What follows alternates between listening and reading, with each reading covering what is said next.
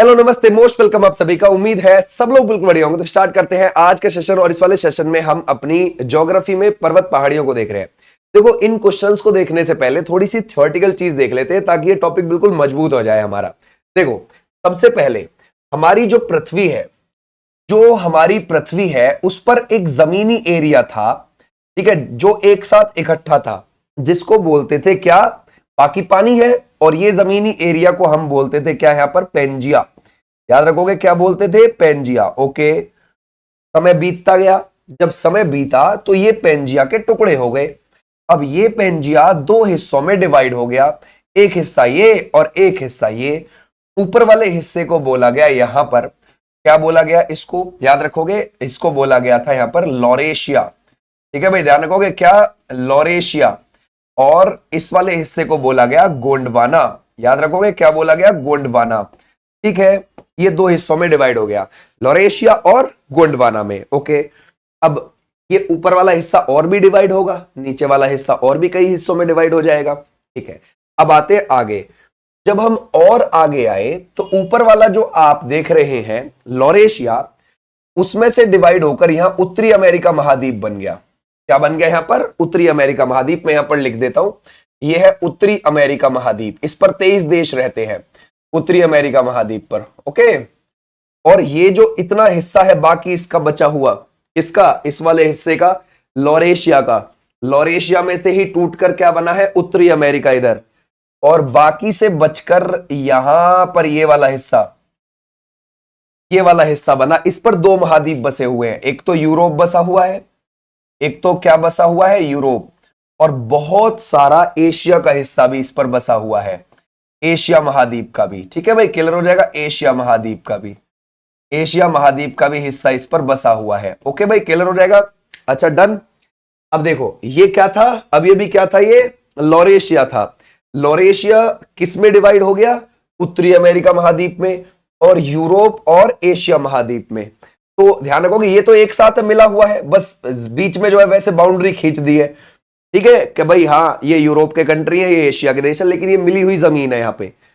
तो हम इस यूरोप और एशिया की जमीन को एक साथ यूरेशिया भी बोलते हैं। क्या बोलते हैं? यूरेशिया।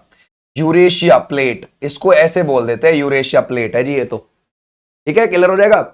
ये इधर उत्तरी अमेरिका अलग हो गया, इधर ये हो गई अपनी यूरेशिया प्लेट, यानी कि ये जो हिस्सा है। ठीक है, अच्छा, भारत का इस यूरेशिया प्लेट से कुछ लेना देना है? हाँ, हमारा जो लद्दाख वाला एरिया है ना, वो इस यूरेशिया प्लेट पर ही बसा हुआ है, यहां पर। ठीक है भाई, ये ध्यान रखना है हमें। जो हमारे लद्दाख के अंदर पहाड़ी देखने को मिलती है ना, जहां आप घूमने जाते हो कभी कभी, वो यूरेशिया प्लेट के ऊपर ही बसा हुआ है। ठीक है, क्लियर हो जाएगा? तो इतने बात नोट डाउन करके अभी रख लो। अब आते हैं निचली वाली प्लेट को देखते हैं, गोंडवाना को, कि गोंडवाना से टूट टूट कर क्या बने। ठीक है, आ जाओ आगे। अब जब हम आगे आए तो हमने देखा कि हमारा ये गोंडवाना नीचे वाला हिस्सा टूटकर एक तो यहां दक्षिण अमेरिका महाद्वीप बन गया, यानी कि ये वाला दक्षिण अमेरिका महाद्वीप। ठीक है भाई, क्लियर हो जाएगा? एक इसी से अफ्रीका महाद्वीप भी बन गया, अफ्रीका महाद्वीप। ठीक है भाई, इसी से नीचे अंटार्कटिका महाद्वीप भी बन गया, है ना? ये बात ध्यान रखोगे, यहां पर मैं AF लिख देता हूं ताकि याद रहे तुमको। और नीचे बन गया अंटार्कटिका, याद रखोगे कौन सा? अंटार्कटिका महाद्वीप भी बन गया। ओके, क्लियर हो जाएगा? ये वाला महाद्वीप भी बन गया। ओके ओके, और इसी से ऑस्ट्रेलिया भी बना है, याद रखोगे? इसी से ऑस्ट्रेलिया भी बना है। देखो, ऑस्ट्रेलिया जो है वो ओशिनिया महाद्वीप में आता है, क्योंकि और भी छोटे मोटे कंट्रीज में आते हैं, लेकिन बड़ा देश ऑस्ट्रेलिया है, तो ओशिनिया महाद्वीप को हम ऑस्ट्रेलिया महाद्वीप ही बोल देते हैं। तो आपकी मर्जी है, चाहे इसे ऑस्ट्रेलिया महाद्वीप लिखो चाहे ओशिनिया महाद्वीप बोल। ठीक है भाई, क्लियर हो जाएगा? ओशिनिया महाद्वीप। ओके भाई, क्लियर हो जाएगा? तो देख रहे हो, उससे टूट टूट के निचले वाले हिस्से से, गोंडवाना से कितने सारे हिस्से में, कल को पूछ लेगा आपके पेपर में कि इनमें से गोंडवाना का हिस्सा कौन सा है, कौन सा महाद्वीप भी गोंडवाना का है। और हमारा ये हिस्सा जो नीचे का भारत है वो यहां पर चिपका हुआ था, यहां पर ये इसी से लगा हुआ था, अफ्रीका से ही चिपका हुआ था। यानी कि हमारे भारत का ये जो आप निचला हिस्सा देखते हो ना, ये जो आप देखते हो ये वाला, ये भी गोंडवाना है, ये यहां पर चिपका हुआ था अफ्रीका के साथ। ठीक है, क्लियर हो जाएगा? तो ये भी हमारा गोंडवाना है, नीचे का हिस्सा। ये बात आप ध्यान रखोगे। अब ठीक है, ये हमारा नीचे का हिस्सा गोंडवाना है। अब ये धीरे धीरे ऊपर की ओर ऐसे फिसलेगा, ऊपर की ओर चलेगा धीरे धीरे फिसल के। ठीक है भाई, धीरे धीरे समय बीतता गया।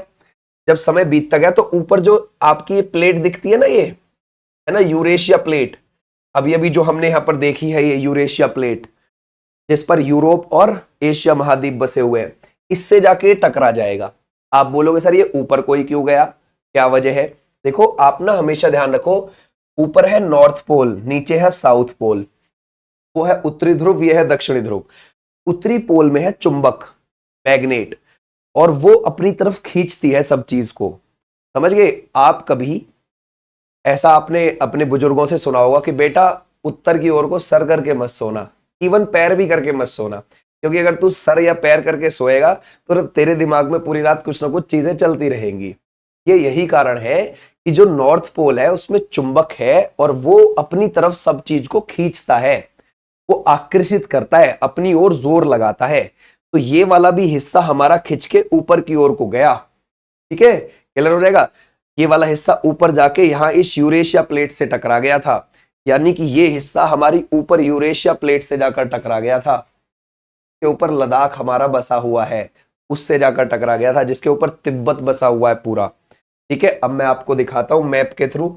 अब मैप के थ्रू देखोगे तो आपकी चीजें और भी ज्यादा बिल्कुल पक्की क्लियर हो जाएंगी, और फिर क्वेश्चंस को तुम आगे आगे उड़ाओगे, फिर बस समझने की देर है बस तुम्हारी। ठीक है, देखो इधर ये आप मैप देख रहे हो ना, तो हमारा जो ये नीचे वाला हिस्सा है, ये जो गोंडवाना लैंड है, ये जो हमारा हिस्सा है भारत का इतना, ठीक है भाई, इतना हिस्सा, ये हिस्सा इस ऊपर वाली प्लेट से इससे टकराया था आके। ठीक है भाई, ये यूरेशिया प्लेट है, इस पर तिब्बत भी बसा हुआ है, इस पर चाइना भी बसा हुआ है, मंगोलिया भी, ऊपर के सब देश इसके ऊपर बसे हुए हैं। ठीक है, रशिया बसा हुआ है, इधर यूरोप बसा हुआ है इस प्लेट के ऊपर।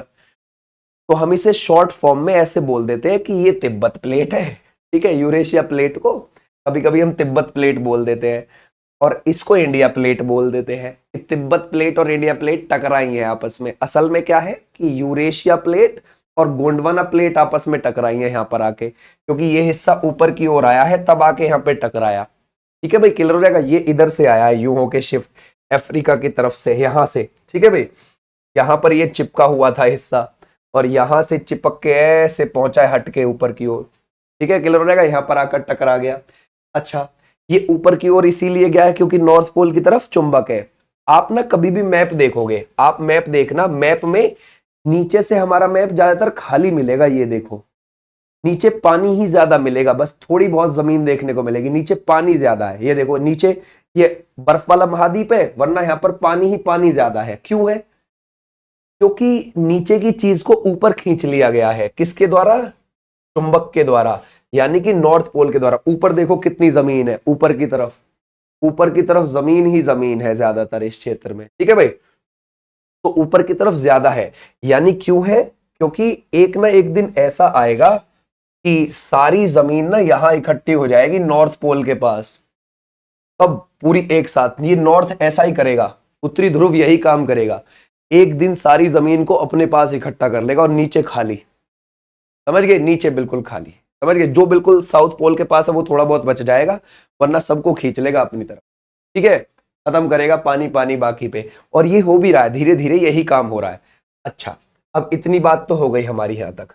अब हमने बोला कि सर ऊपर वाली जो ये यूरेशिया प्लेट है, इस यूरेशिया प्लेट और ये वाली जो नीचे की गोंडवाना प्लेट है हमारी, ये जो हमारा गोंडवाना लैंड है, ये आके इससे टकराया। इसके ऊपर हमारा लद्दाख भी बसा हुआ था, आज भी है बसा हुआ। अब ये जब इससे टकराया तो यहां पर क्या बन गए? हिमालय बन गए। वरना पहले इस बीच में यहां पर क्या था? यहां पर क्या था? टैथिस सागर था पहले। यहां पर एक सागर था टैथिस, ये बात आप ध्यान रखोगे, टैथिस सागर। क्लियर हो जाएगा? टैथिस सागर था यहां पर, और ये दोनों जब प्लेट आपस में टकरा गई तो टैथिस सागर गया दब, नीचे वाले हिस्से में दब गया। ये बात ध्यान रखना। ठीक है भाई, क्लियर हो जाएगा? तो यहां पर टैथिस सागर का नाम निशान हट गया। ये जो टैथिस सागर का किसका हिस्सा था पता है? देखो यहां पर ये अफ्रीका है, अफ्रीका ऊपर है यूरोप, और ये भूमध्य सागर है, ये भूमध्य सागर का ही हिस्सा था यहां पर टैथिस सागर। ठीक है, ये इसी से जुड़ा हुआ था। ये यहां तक जुड़ा हुआ था, यहां तक फैला हुआ था। तो जब ये यहां पर आ गया तो टेथिस सागर का नामो निशान खत्म, और ये जमीन भी ऊपर की ओर यहां पर जुड़ गई। ठीक है, जैसे यहां पर ये जुड़ी है ना, ऐसे ही ये जमीन भी यहां पर आकर जुड़ी है। ठीक है, ये ध्यान रखोगे, ये वाली जमीन भी इधर। अब सर ये जो भूमध्य सागर है और ये जो टेथिस सागर है अब अलग अलग हो गए, और वो तो दबी गया पूरी तरीके से नीचे। तो पेपर में ऐसे पूछ रहा था, टेथिस सागर किसका हिस्सा था? भूमध्य सागर का हिस्सा। भूमध्य सागर जो अफ्रीका और यूरोप के बीच में, ये उसी का हिस्सा था। लेकिन आज ये दब चुका है, लेकिन उसके दबने के प्रमाण कहीं कहीं मिलते हैं। आप बोलोगे कैसे सर? जो आप राजस्थान में रेगिस्तानी इलाके में झील देखते हो ना, वो आज टेथिस सागर का प्रमाण है। हमारे यहाँ अगर तुम आओगे, राजस्थान में आओगे, तो राजस्थान में आपको जो कहीं कहीं पर झील जैसे प्रमाण देखने को मिल जाएंगे ना, वो इसी का प्रमाण है। समझ गए? ये आज भी थोड़ा बहुत आपको टेथिस सागर का प्रमाण मिल जाएंगे, और यहाँ पर आपको खारे पानी की झील देखने को मिल जाएंगी। सागर में जो होता है वो खारा पानी होता है। ठीक है भाई, क्लियर हो जाएगा? ये इसके आपको प्रमाण देखने को मिल जाएंगे, ये आपने ध्यान रखना है। ठीक है भाई, क्लियर हो जाएगा? चलो, उम्मीद है आपको यहाँ पर ये वाली चीज समझ में आई होगी। सर ऐसा कुछ था यहाँ। अच्छा, अब क्या हुआ कि ये वाली प्लेट ऊपर आके टकरा गई, है ना? किससे टकरा गई?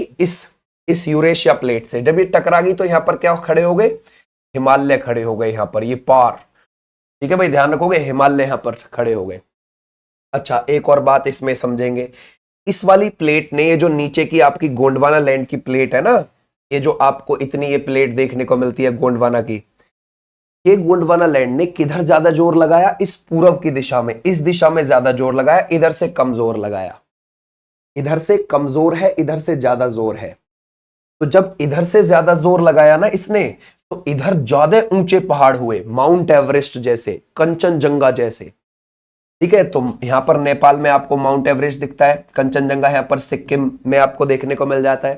ठीक है भाई, क्लियर हो जाएगा? फिर आपको ऐसे ही नामचा बारवा यहां पर देखने को मिल जाता है। ऊंचे ऊंचे पहाड़ इधर मिले, इधर ऊंचे ऊंचे पहाड़ नहीं मिले। इधर से हिमालय की चौड़ाई ज्यादा है, और यहां से हिमालय की चौड़ाई बिल्कुल कम है, क्योंकि इधर कम जोर लगाया तो चौड़ाई ज्यादा रह गई, ऊंचाई कम। इधर ऊंचाई ज्यादा है, चौड़ाई कम है, क्योंकि इधर जोर लगाया, पूरब में ज्यादा जोर लगाया। तो आपसे पूछ लेगा कि हिमालय में किधर से जोर लगा ज्यादा है, तो पूरब की साइड से, इधर की साइड से। इतना जोर लगा कि हिमालय यहां से मुड़ गया। ठीक है इतना जोर लगाया इस साइड में, इस वाली प्लेट ने, आज भी लगा रहा है कंटिन्यूअसली, कि इधर से ये मुड़ गया हिमालय। आप देखते हो ना, यहां से हमारा हिमालय मुड़ा हुआ है, यहां पर ये रहा, ये हमारा सारा हिमालय यहां से मुड़ा हुआ, और मुड़ के यहां तक ये जा रहा, ये रहा। अंडमान निकोबार जो है ना हमारे, ये हिमालय वाले हिस्से पर बसे हुए हैं जो हमारे अंडमान निकोबार है। अंडमान निकोबार जो है ये पानी में डूबा हुआ हिमालय है। यहाँ पर जो थोड़ा बहुत बाहर निकल रहा है उस पर लोग बाग रह रहे हैं, द्वीप समझ के कि हाँ जी ये द्वीप है। द्वीप क्या होता है? जमीन का वो हिस्सा जो चारों तरफ से पानी से घिरा हुआ हो और आकार में छोटा हो, उसको द्वीप बोल देते हैं। तो यहाँ पर ये थोड़ा बहुत बाहर निकल रहा है हिमालय, यहाँ लोग बाग रहते हैं, अंडमान निकोबार उसको नाम दिया हुआ है।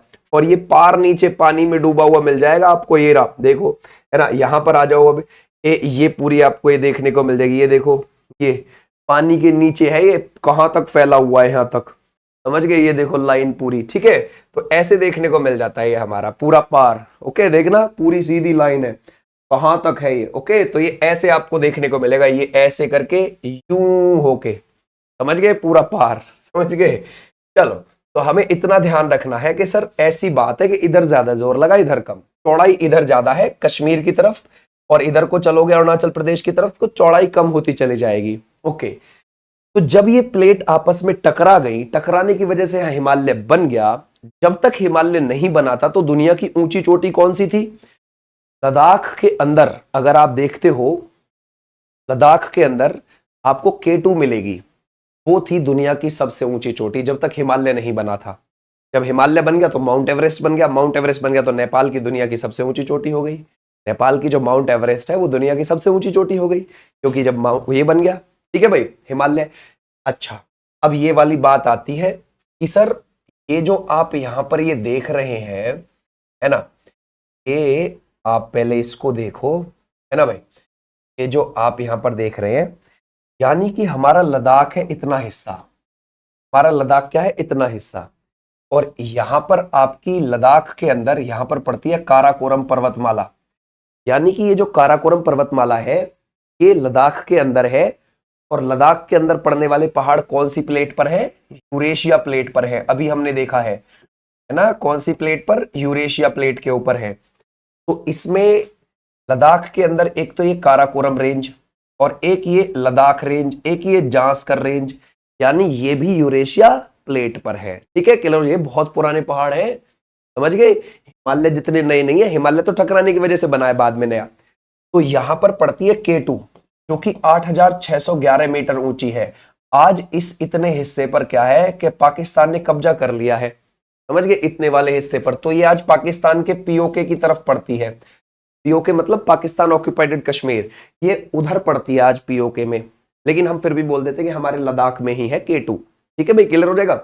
अच्छा, तो कुल मिला के हमें ये ध्यान ये रखना है कि ये यूरेशिया प्लेट है और इस पर बहुत पुराने पुराने पहाड़ है।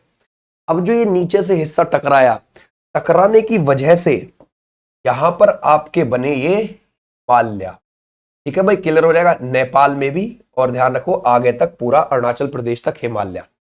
ठीक है, हिमालय बना। हिमालय में 3 रेंज बनी यहां पर। कौन कौन सी रेंज बनी? जो टकराने की वजह से बनी। अब हिमालय में बनी, सबसे ऊपर बनी महान हिमालय। कौन सी बनी है? महान हिमालय, जिसको हम बोलते हैं जो टकराने की वजह से बनी है। इसकी एवरेज हाइट है 6100 मीटर। इसको वृद्ध हिमालय भी बोलते हैं, वृद्ध हिमालय, या फिर आप इसको ग्रेट हिमालय भी बोल सकते हो। ग्रेट हिमालय, महान हिमालय। ठीक है भाई, एवरेज हाइट है 6100 मीटर, और एक पतली सी पट्टी के रूप में सबसे ऊपर है यहां पर पूरी पार। ये सबसे ऊंची है, इसमें जो टकराने की वजह से बनी है सबसे पहली रेंज, सबसे ऊंची रेंज, वो यही बनी है महान हिमालय। इस महान हिमालय में ऊंची ऊंची चोटियां मिल जाएंगी आपको। ठीक है, जैसे मैं आपको बोलूं माउंट एवरेस्ट है नेपाल के अंदर, जिसको सागरमाथा बुलाते हैं वहां। जैसे हमारे सिक्किम के अंदर आपको क्या मिलेगा? यहाँ पर सिक्किम के अंदर कंचनजंगा। ठीक है, ध्यान रखोगे वो कितनी ऊंची है कंचनजंगा, वो आपको देखने को मिल जाएगी।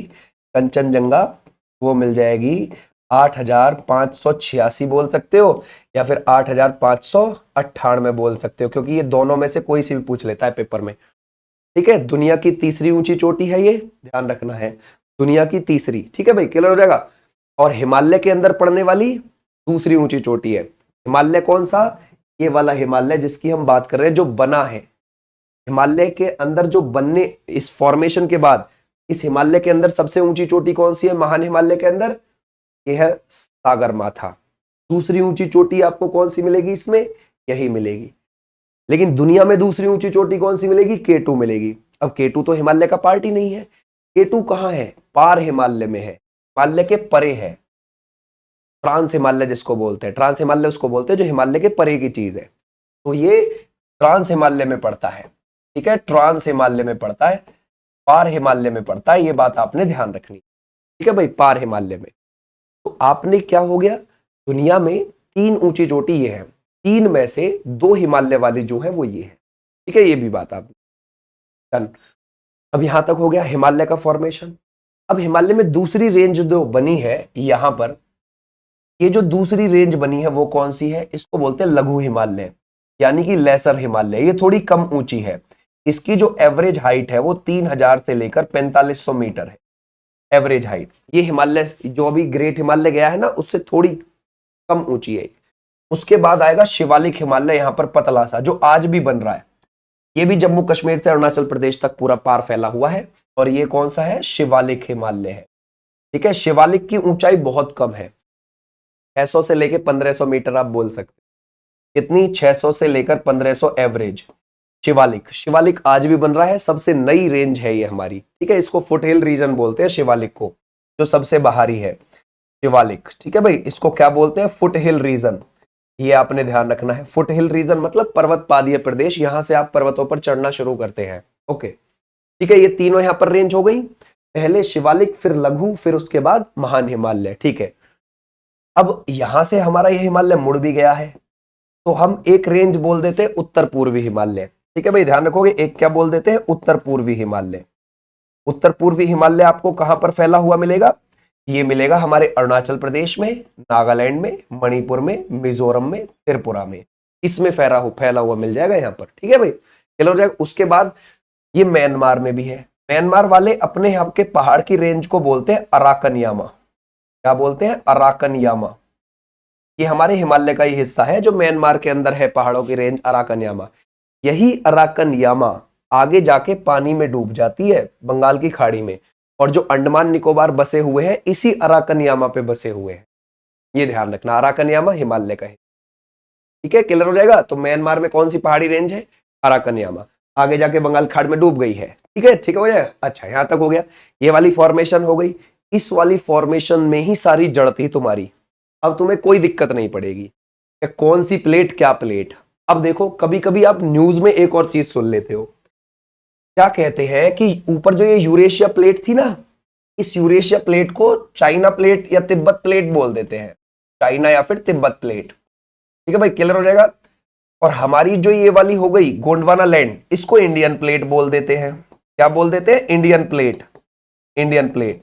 तो जब ये इससे टकराई, तो टकराने के बाद ऐसा बोला जा रहा है कि यहां पर ये तो बन गए हिमालय। हिमालय कौन से बने? जब ये प्लेट और ये प्लेट जब आपस में दोनों टकराएंगी तो मुड़ जाएगा हिस्सा। तो हमारा हिमालय कैसा पर्वत है? मोड़दार पर्वत है। मुड़ने की वजह से बना है, फोल्डेड माउंटेन है हमारा, है ना। ध्यान रखो, कैसा है? फोल्डेड, यानी कि मोड़दार पर्वत है। मोड़दार, हमारे हिमालय कैसे पर्वत है? मोड़दार पर्वत है। ठीक है, लेकिन साइंटिस्ट ये कह रहे हैं कि ये इंडियन प्लेट इस चाइना प्लेट के नीचे जा रही है, यानी कि ये टकरा तो गई, टकराने के बाद अब ये नीचे की ओर जा रही है, यानी कि ये धीरे धीरे नीचे। और साइंटिस्ट ये बोल रहे हैं कि इंडिया का बहुत सारा हिस्सा तिब्बत प्लेट के यानी कि चाइना प्लेट के नीचे जा रहा है और हिमालय अभी भी बढ़ रहा है। ये बात सही है बिल्कुल, है ना। ये हमारा भारत का ऊपर को हिस्सा हो रहा है। क्यों हो रहा है ये ऊपर को, क्यों जा रहा है? क्योंकि जो नॉर्थ पोल है, जो उत्तरी ध्रुव है, वो आज भी खींच रहा है, आज भी अपनी तरफ जोर लगा रहा है। तो ये हिस्सा इस वाली प्लेट के नीचे जा रहा है थोड़ा थोड़ा। अच्छा, अब मान के चलो जब ये दोनों टकरा गए थे, अब अगले पेज पर चलते हैं।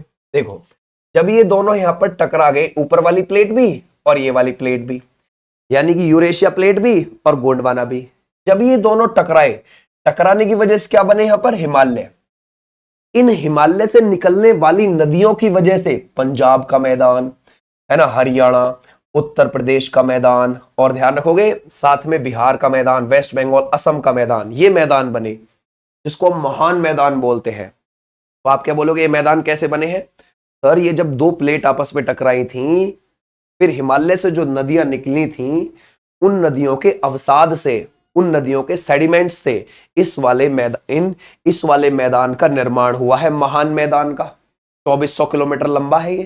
ठीक है, यहां से लेकर पार पंजाब से लेकर असम तक 2400 किलोमीटर लंबा, और कहीं कहीं से 300 किलोमीटर चौड़ा है और कहीं से 160 किलोमीटर तक चौड़ा है। तो चौड़ाई में थोड़ा सा अंतर है, लेकिन लंबाई भरपूर है इसकी। महान मैदान, इसमें बहुत अच्छी खेती होती है, जलोढ़ मृदा मिलती है इसमें। ओके, एलिवियल सॉइल मिलती है, और वो सबसे ज्यादा हमारे यहाँ पे उपजाऊ मिट्टी मानी जाती है, जलोढ़ मृदा। समझ गए? वैसे तो पीट मृदा सबसे ज्यादा उपजाऊ है हमारे भारत में। अब पीट मिलती कहाँ है? समझ गए? पीट मिलती है जहाँ गंगा ब्रह्मपुत्र का डेल्टा है। समझ गए? और गंगा ब्रह्मपुत्र का डेल्टा ज्यादातर है बांग्लादेश की तरफ, थोड़ा सा वेस्ट बंगाल को टच कर जाता है, तो वहां पर वो पीट मृदा मिल जाती है। तो वहां पर थोड़ी ना हम खेती करने जाएंगे, हम जलोढ़ में कर लेते हैं। तो जलोढ़ भी हमारे यहाँ उपजाऊ मृदा है। ठीक है, ऐसे आप ध्यान रखोगे। देखो, अब मैं आपको मैप पर दिखाऊं, एक बात देखो, यहां पर आपने देखा ये बिल्कुल ये हिस्सा, ठीक है भाई, ये हिस्सा देख रहे हो आप, ये जो आप हिस्सा देख रहे हो, ये जो है, ये गंगा ब्रह्मपुत्र का डेल्टा है, गंगा ब्रह्मपुत्र का डेल्टा, और ये हो जाएगा बॉर्डर। तो ये डेल्टा ना थोड़ा सा वेस्ट बंगाल की तरफ भी है यहाँ पर। ओके, और बाकी सारा ये ज्यादातर बांग्लादेश की तरफ है डेल्टा। तो ये जो आप किनारे पर यहाँ मिट्टी देख रहे हो ना, ये जो किनारे पर यहाँ पर मिट्टी है, ये जो किनारों पर मिट्टी है यहाँ पर, ये है पीट मृदा। अब पीट मृदा सबसे ज्यादा उपजाऊ होती है भारत के अंदर, लेकिन सारा भारत यहाँ पे थोड़ी ना खेती करेगा इतने से हिस्से में, समझे? सारा भारत करता है, मतलब सारा भारत तो पूरे भारत में ही कर लेता है खेती, कहीं कहीं जहां पर भी खेती जैसी जमीन मिल जाती है। मेन चीज ये है, मेन चीज है ये मैदान जिसमें जलोढ़ मिट्टी मिलती है, ये भी अच्छी खासी उपजाऊ मृदा है हमारे यहाँ पर। ठीक है, सबसे ज्यादा भारत की 43% मिट्टी यही है। समझ गए? ये बात ध्यान रखना, जलोढ़। आ जाओ, अब इतनी बात हो गई हमारी डन। यहाँ पर उम्मीद है तुम्हें समझ में आ गया होगा ये वाला ऊपर का हिस्सा, हमने क्या क्या बांटी है रेंज, ये भी हमें पता चल गया। अब देखो, जो भी इस हिस्से पर पड़ता है गोंडवाना लैंड पर, वो पुरानी चीज, समझ गए, वो पुरानी है। कुछ भी हो, यहां पर पड़ने वाली अरावली पर्वतमाला हो, अरावली पर्वत है ना, दिल्ली से लेकर कहां तक देखने को मिल जाएगा आपको, दिल्ली से लेकर आपको गुजरात तक देखने को मिल जाएगा। दिल्ली, साउथ हरियाणा, राजस्थान में ज्यादा है, उसके बाद आपको ये देखने को मिल जाएगा गुजरात तक। चाहे अरावली हो, चाहे यहां पर मालवा का पठार हो, चाहे यहां पर दक्कन का पठार हो, चाहे यहां पर छोटा नागपुर पठार हो, चाहे यहां पर बहने वाली कोई नदी हो, इस हिस्से पर जो भी है वो पुराना है। गोंडवाना हमारे देश का सबसे पुराना हिस्सा माना जाता है, ठीक है, ये पुराना हिस्सा है। ठीक है भाई, ध्यान रखोगे, समझ गए आप लोग। अच्छा, और जैसे मान के चलो पंजाब हो गया, हरियाणा हो गया, यूपी, ये जो मैदान है ये नया है। ये कैसे बना है? टकराने की वजह से दोनों प्लेटों को जब टकराई तो जब नदियां वहां से सेडिमेंट्स लेकर आई उनसे बना है ये, ध्यान रखना है। इतने हिस्से पर जो भी चीज पड़ेगी वो पुरानी है, पर्वत, नदी, कुछ नहीं। जैसे महाराष्ट्र यहाँ पर बसा हुआ है, ये महाराष्ट्र पुराना है, समझ गए, महाराष्ट्र में जो भी चीज है वो पुरानी है, ये बात ध्यान रखनी। ठीक है भाई, क्लियर हो जाएगा। तो ये सब चीज पुरानी आपको यहां मिल जाएंगे, काले काले पहाड़ पठार इधर आपको देखने को मिलेंगे। चलो डन, अब अगली बात पर आते हैं। अब एक और चीज ध्यान रखना, अपने हिमालय को ऐसे बांट लिया रेंज में कि ये महान हिमालय, एक थे सिडनी बर्राड, उन्होंने कुछ अलग हिसाब से बांटा था। क्या थे? सिडनी बर्राड, उन्होंने हिमालय को अलग तरीके से बांटा। अलग तरीके से कैसे? वो बोले कि मैं इनका प्रादेशिक विभाजन करूंगा, प्रदेश के हिसाब से बांट दूंगा, और या फिर मैं नदियों के हिसाब से बांट दूंगा। आप बोलोगे कैसे भाई? वो बोले कि ऐसे बांटो हिमालय को, लेकिन ऐसे पढ़ा बहुत कम जाता है, समझ गए। वो बोले इसको, इस वाले हिस्से को मैं बोलूंगा पंजाब हिमालय। क्या बोलूंगा? पंजाब हिमालय। इस पंजाब हिमालय के अंदर ध्यान रखोगे जम्मू एंड कश्मीर के और लद्दाख के पहाड़ आ गए, और ये सिंधु और सतलुज नदी के बीच का है।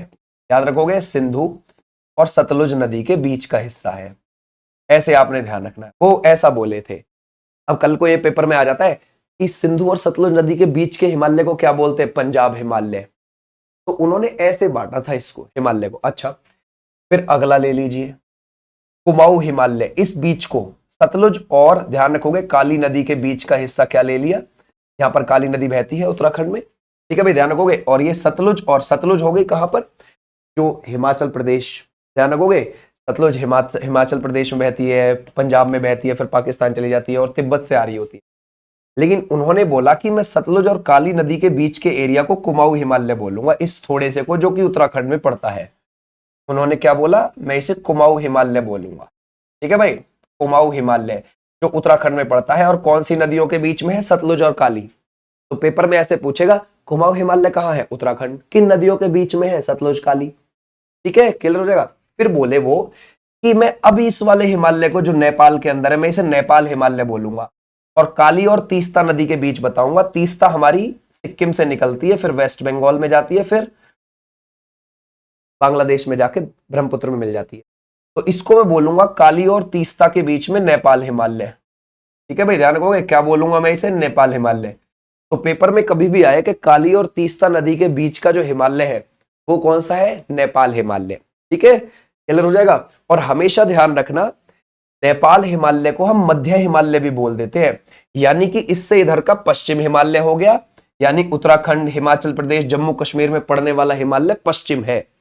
और नेपाल से उस तरफ जैसे कि सिक्किम में, असम में, अरुणाचल प्रदेश में पड़ने वाला पूर्वी हिमालय बोला जाता है, ये ध्यान रखना, ठीक है, क्लियर हो जाएगा। तो हम कभी कभी नेपाल हिमालय को मध्य हिमालय मानते हैं सिडनी बर्राड के हिसाब से, ये ध्यान रखना। अब इसके बाद ये जो तीस्ता नदी है यहां से लेकर और यहां तक, दिहांग, दिहांग अरुणाचल प्रदेश में ब्रह्मपुत्र को बोलते हैं, इसको उन्होंने नाम दे दिया असम हिमालय, पूरा पार, यानी कि सिक्किम, असम और अरुणाचल प्रदेश में पड़ने वाला हिमालय असम हिमालय के नाम से जाना जाएगा। तीस्ता और दिहांग नदी के बीच का इलाका है, ऐसे आपने ध्यान रखना, ठीक है, क्लियर हो जाएगा।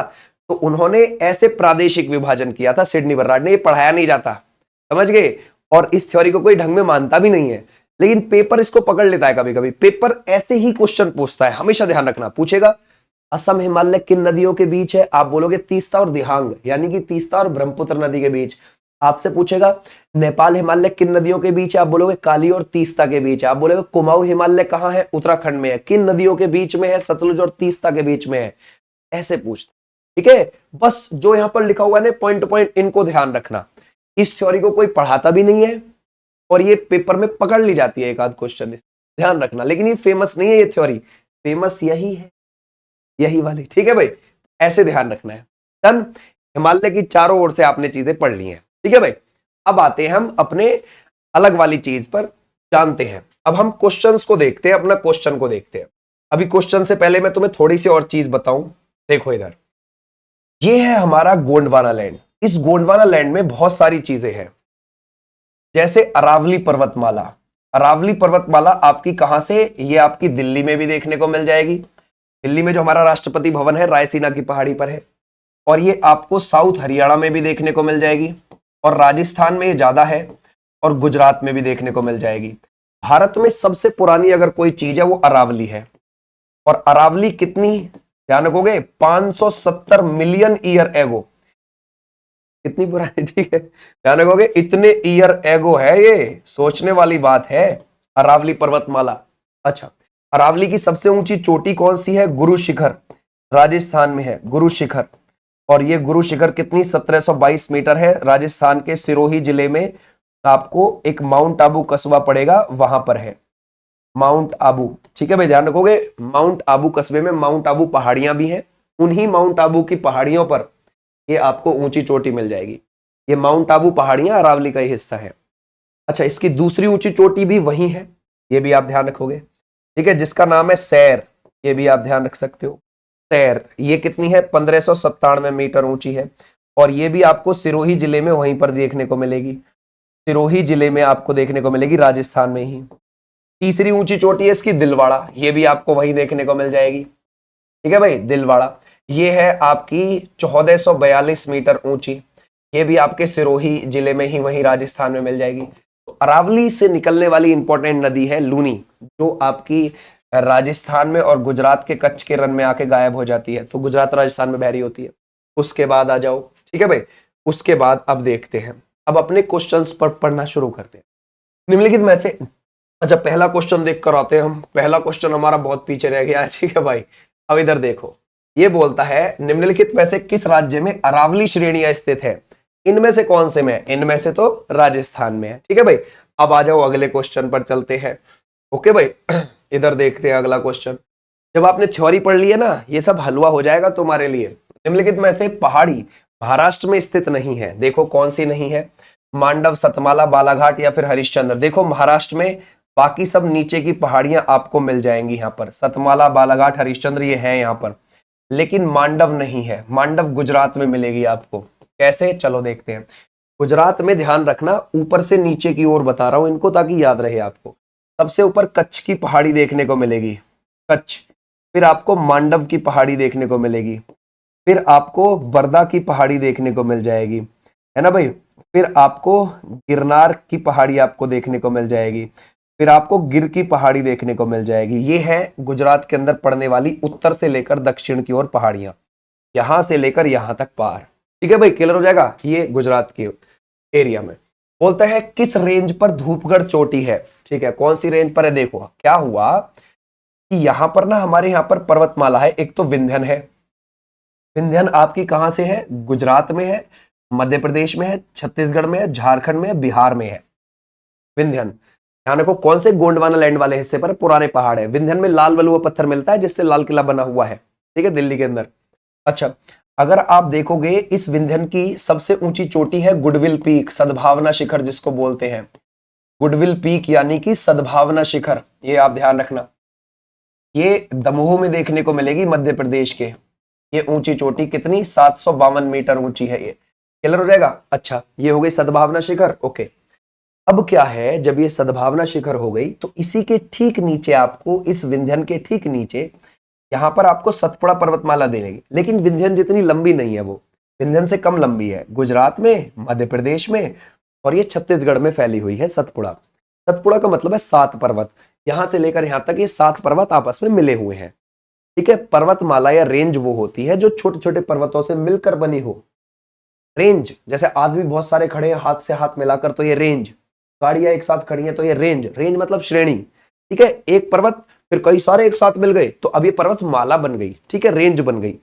तो ऐसे ही एक ये भी रेंज है भाई, ये दो रेंज हो गई, विंध्यन ये और ये सतपुड़ा नीचे वाली। अब ये सतपुड़ा को अगर हम देखेंगे, सतपुड़ा की जो धूपगढ़ है सबसे ऊंची चोटी, वो कहाँ है? वो सतपुड़ा रेंज की सबसे ऊंची धूपगढ़ मध्य प्रदेश में मिलेगी। कहां पर है भाई ये? मध्य प्रदेश में, महादेव पहाड़ी पर। इस सतपुड़ा का ही हिस्सा है महादेव की पहाड़ी, ध्यान रखोगे, मध्य प्रदेश में महादेव पहाड़ी। अब एक और चीज ध्यान रखोगे, इस सतपुड़ा का ही हिस्सा एक छोटी सी रेंज और है, रेंज, छोटी सी रेंज, वो है मैकाल श्रेणी, यहां पर जो छत्तीसगढ़ और मध्य प्रदेश के बॉर्डर पर है, इस सतपुड़ा का ही हिस्सा है। इस मैकाल श्रेणी की अपनी ऊंची चोटी है एक और, मैकाल की अपनी ऊंची चोटी है अमरकंटक, और अमरकंटक 1065 मीटर ऊंची है और यहीं से निकल रही है नर्मदा भी और सोन नदी भी। सोन नदी अपनी ढलान के सहारे ऐसे बह के चली जाती है और बिहार में जाकर गंगा में मिल जाती है, और नर्मदा नदी इधर को बह के आती है और यहाँ आके इसमें गिर जाती है खंबात की खाड़ी में। खंबात की खाड़ी अरब सागर का हिस्सा है, ठीक है भाई, ये अरब सागर का हिस्सा है यहाँ पर खंबात की खाड़ी, ठीक है भाई, क्लियर हो जाएगा। ये नदी इधर को क्यों आई? क्योंकि ये रिफ्ट वैली से आ रही है, भ्रंश घाटी से बहकर आ रही है, ठीक है। भ्रंश घाटी क्या होती है? जैसे मान के चलो इस एरिया में प्राचीन काल में क्या आया होगा, बहुत तगड़ा भूकंप, भूस्खलन आया होगा, तो जमीन थोड़ी सी नीचे को धंस गई है और पूरी दरार बन गई है एक पार, और गहरी दरार नहीं है वो ज्यादा, बस नॉर्मली उसी दरार के सहारे ये नदी बह के इधर को आ गई, बस, ठीक है भाई, क्लियर हो जाएगा। और ऐसे ही तापी नदी भी इधर को आ जाती है, वो भी भ्रंश घाटी से बहती है। हमारे देश में 3 नदियां जो भ्रंश घाटी से बहती है, नर्मदा, ताप्ती और दामोदर, ठीक है, ध्यान रखोगे 3 नदी है, ये ध्यान रखना। अच्छा ये भी हो गई, ये यहां पर हो गई भाई, डन। आप सोच रहे होंगे सर ये जो विंध्यन और सतपुड़ा ये कैसे पर्वत है? ये है ब्लॉक माउंटेन्स, है ना, ध्यान रखोगे, ब्लॉक माउंटेन। सर ये ब्लॉक माउंटेन क्या होते हैं? ब्लॉक मतलब, है ना भाई, ये क्या है? देखो मान के चलो अगर कोई दो रेंज खड़ी हुई है और आपदा आ जाए और ये दोनों रेंज जमीन में धंस जाए, या फिर आप कहीं पर भी एक काम करो, मिट्टी का ढेर लो और 2 ईंट ऊपर से छोड़ दो। जब आप 2 ईंट ऊपर से छोड़ दोगे तो ईंट वाली जहां पड़ी है ईंट, वहां से जमीन नीचे को हो जाएगी थोड़ी और बीच से थोड़ी सी उठ जाएगी जमीन। तो यहां पर जब ये दोनों नीचे धंस गई तो बीच में कुछ हिस्सा ऊपर को उठ गया, बीच से कुछ हिस्सा ऊपर को उठाया, तो ऐसे ही ये दोनों रेंज बनी हुई है, इनको बोलते हैं ब्लॉक माउंटेन्स, ठीक है। भ्रंश पर्वत है ये दोनों, और भ्रंश पर्वत ही हमारे पश्चिम घाट के पर्वत भी है यहाँ पर, ठीक है भाई, क्लियर हो जाएगा। तो ये हो गया हमारा। आ जाओ नेक्स्ट पर, नंदा देवी शिखर किस राज्य में है? नंदा देवी कहां पर है? हमारे हिमालय का हिस्सा है, महान हिमालय का हिस्सा है, उत्तराखंड में है, ठीक है भाई। ये है 7817 मीटर, लेकिन सिडनी बर्राड के हिसाब से कौन से में आएगा? कुमाऊं हिमालय में आएगा, उत्तराखंड के कुमाऊं हिमालय में आएगा, है ना, ध्यान रखोगे। सिडनी बर्राड के हिसाब से अगर आप इसको देखोगे तो ये भी आपने ध्यान रखना है, ठीक है भाई। आ जाओ नेक्स्ट पर, निम्नलिखित में से हिमालय की सबसे पूर्वी चोटी कौन सी है? सबसे पूर्व में इनमें कौन सी है?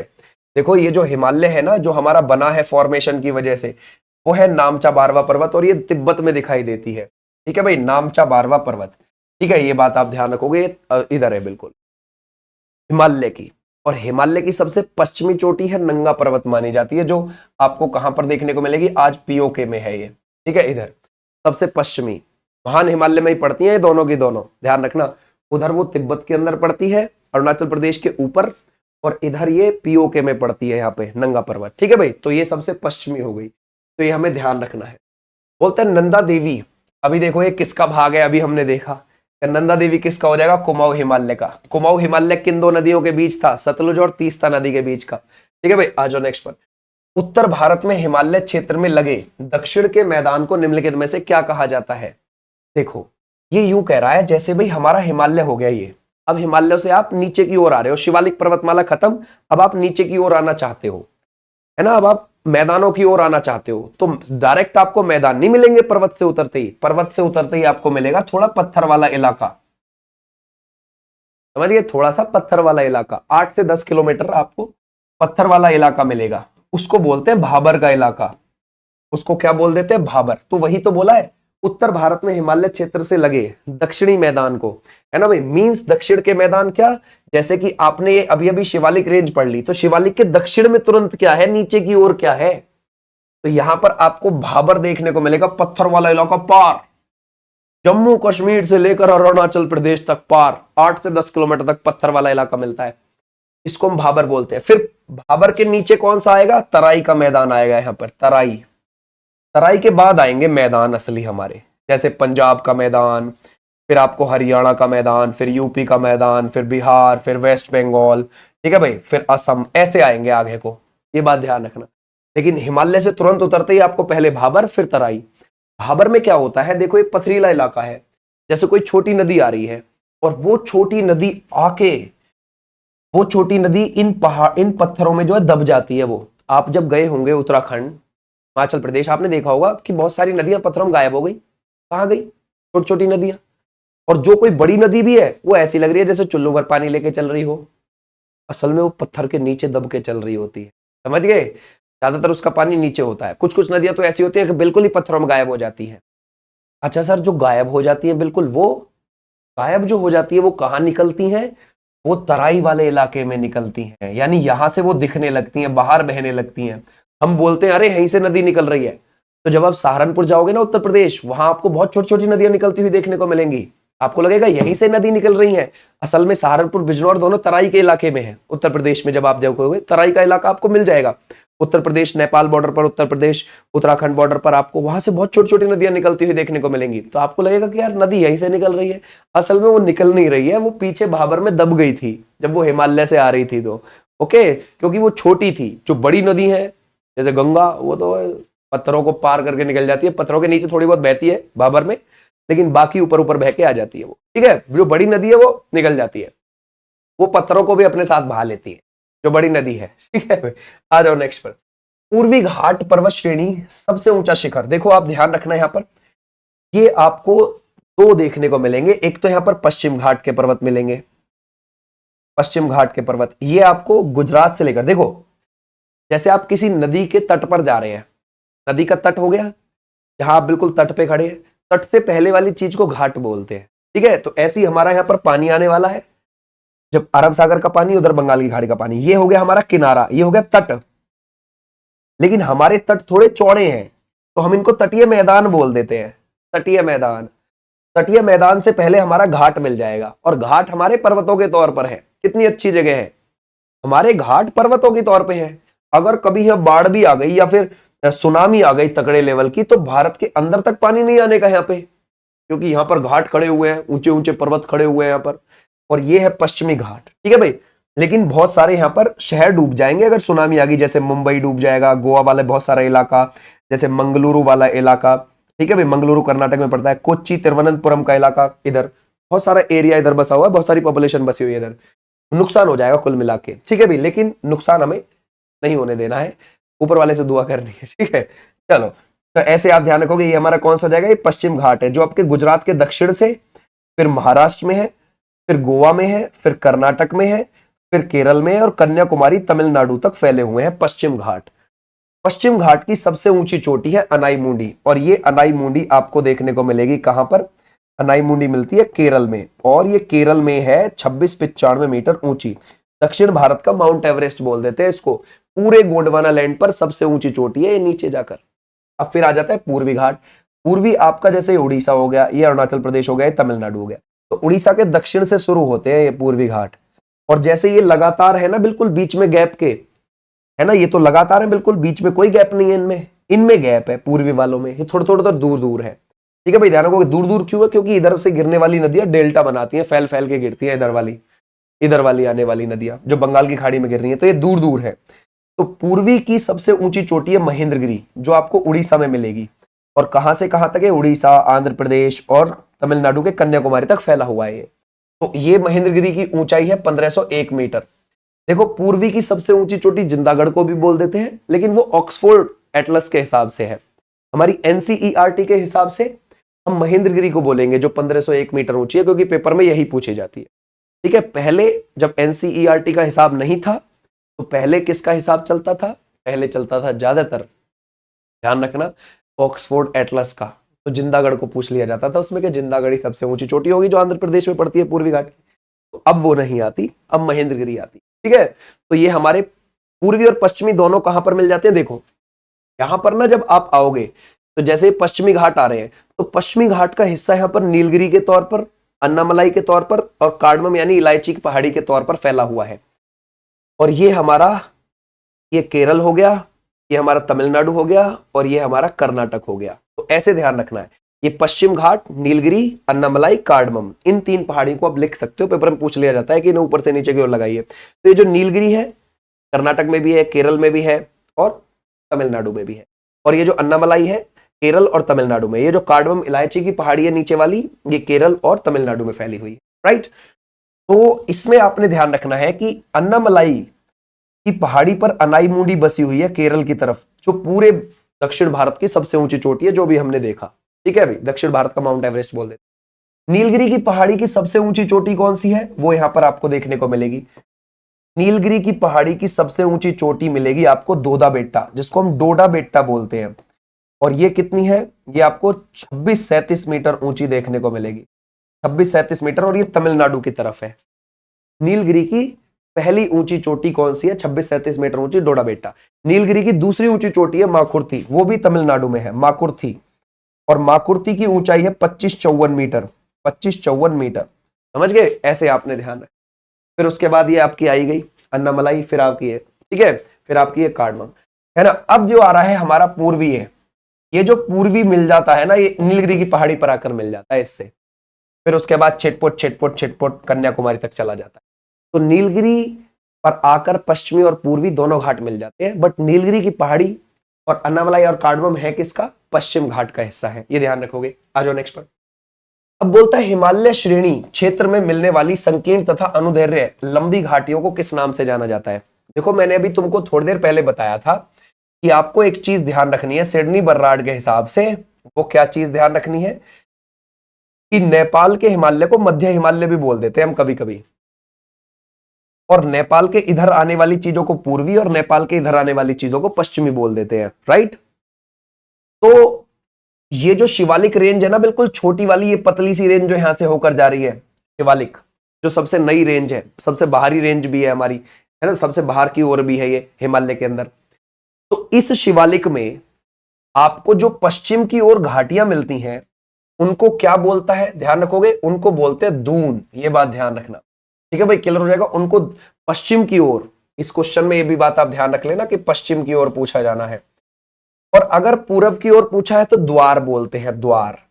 जैसे द्वार यहां पर पूरब की ओर, जैसे कि द्वार आपको बहुत सारे मिल जाएंगे, अलीपुर द्वार वेस्ट बंगाल में है ना, वो द्वार ही है, वो एक घाटी में ही बसा हुआ है अलीपुर द्वार। ऐसे यहां पर देहरादून उत्तराखंड के अंदर, तो वो दून वैली में बसा हुआ है देहरादून। तो ये हमने ध्यान रखना है, ठीक है भाई। ये दोनों हो गया। आ जाओ भाई नेक्स्ट पर। बोलता है काली और तीस्ता नदियों के बीच हिमालय का कौन सा प्रादेशिक भाग आपको स्थित लगता है ना भाई, जरा बताओ क्या लगाओगे, कौन सा ये पूरा प्रादेशिक लगता है जो काली और तीस्ता के बीच है, जरा बताओ। काली तीस्ता के बीच कौन सा बन रहा था, काली तीस्ता के बीच है नेपाल हिमालय, ठीक है भाई, ध्यान रखोगे। कौन सा था, नेपाल हिमालय, हो गया यहां तक, ठीक है भाई, ध्यान रखोगे कौन सा, नेपाल हिमालय, जो काली और तीस्ता के बीच पूरा नेपाल। और उस नेपाल हिमालय के बीच में क्या है, माउंट एवरेस्ट जैसी चोटियां हैं, ठीक है, कंचनजंगा जैसी चोटियां हैं, ये हमें ध्यान रखना है, ठीक है भाई। और देखो नेपाल हिमालय जरूर है, लेकिन नेपाल हिमालय कहां तक लग रहा है, तीस्ता नदी तक, जो सिक्किम के अंदर है। और उस बीच में सिक्किम वाला, ध्यान रखो, कंचनजंगा अपने आप आ गया उसमें, ठीक है, क्लियर हो जाएगा। और माउंट एवरेस्ट तो है ही नेपाल के अंदर। ऐसे आपने ध्यान रखना है। ये थी तुम्हारे लिए इंपॉर्टेंट चीजें, ठीक है, ये थी तुम्हारा पहाड़ी वाला हिस्सा। उम्मीद है तुम्हारा बहुत सारी चीज इसमें कवर हुई होगी। और इसमें अगर आप याद रखना चाहो तो जैसे कि सारामती नागालैंड की सबसे ऊंची चोटी है, संदकफू ये आपको देखने को मिल जाएगी सबसे ऊंची चोटी वेस्ट बंगाल की। और एक और आप ध्यान रख सकते हो कि ये जो, जैसे मैं आपको यहां पर बताऊं, इधर ये जो छोटा नागपुर पठार है, छोटा नागपुर पठार रांची हजारीबाग राजमहल की पहाड़ियों से मिलकर बना हुआ है, रांची हजारीबाग राजमहल की पहाड़ियों से मिलकर बना हुआ है। और ये ज्यादातर छोटा नागपुर पठार आपको मिल जाएगा झारखंड के अंदर। वैसे तो थोड़ा सा ये बिहार में भी, वेस्ट बंगाल में भी, उड़ीसा में भी और छत्तीसगढ़ में भी टच है। इसकी सबसे ऊंची चोटी हजारीबाग की पहाड़ी पर है, जो कि 1365 मीटर ऊंची है, जिसका नाम है पारसनाथ, जो आपको वहीं झारखंड में ही देखने को मिल जाएगी। छोटा नागपुर पठार की सबसे ऊंची चोटी पारसनाथ, ये भी आप ध्यान रखें। ऐसे ही यहाँ पर एक मेघालय का पठार आपको देखने को मिलता है जो गारो खासी जयंतिया पहाड़ियों से मिलकर बना हुआ है। तो गारो खासी जयंतिया है ना, ध्यान रखोगे, इनमें से जो खासी पहाड़ी का दक्षिणी इलाका है यहाँ पर आपको मौसिनराम मिल जाता है, दुनिया का सबसे ज्यादा बारिश वाला इलाका। ठीक है, क्लियर हो जाएगा। तो ऐसे भी आप ध्यान रखो, पहले ये दोनों एक साथ मिले हुए थे, फिर गंगा और ब्रह्मपुत्र जैसी नदियों ने इनको काट दिया बीच में से, और इस काटे हुए गैप को बोलते हैं मालदा गैप। इस मालदा गैप में वेस्ट बंगाल बसा हुआ है आज। ठीक है, क्लियर हो जाएगा। इसको हम क्या बोल देते हैं, मालदा गैप। या फिर आप मालदा गैप से ना याद रखना चाहो तो आखिरी पहाड़ी यहां से उठाओ, शुरू की पहाड़ी वहां से उठाओ, राजमहल गारो गैप बोल दो। राजमहल गारो गैप है ना, राजमहल गारो गैप कैसे बना है, गंगा ब्रह्मपुत्र नदी को काट के बना है, और इसमें वेस्ट बंगाल बसा हुआ है आज भी। ऐसे ध्यान रख सकते। ठीक है, क्लियर हो जाएगा। तो ऐसे आपने ध्यान रखना है। महाराष्ट्र की सबसे ऊंची चोटी कौन सी है, कलसुबाई आपको मिल जाए, ऐसे ध्यान रखना है। ठीक है, तो ये थी तुम्हारी क्लास बच्चे, जिसमें हमने पहाड़ियों को इसमें से जाना, हमने बहुत सारी चीज इसमें अपनी गेन करी। उम्मीद है तुम्हारे अब कुछ चीज इन पहाड़ियों से रिलेटेड ना छूटे। ओके।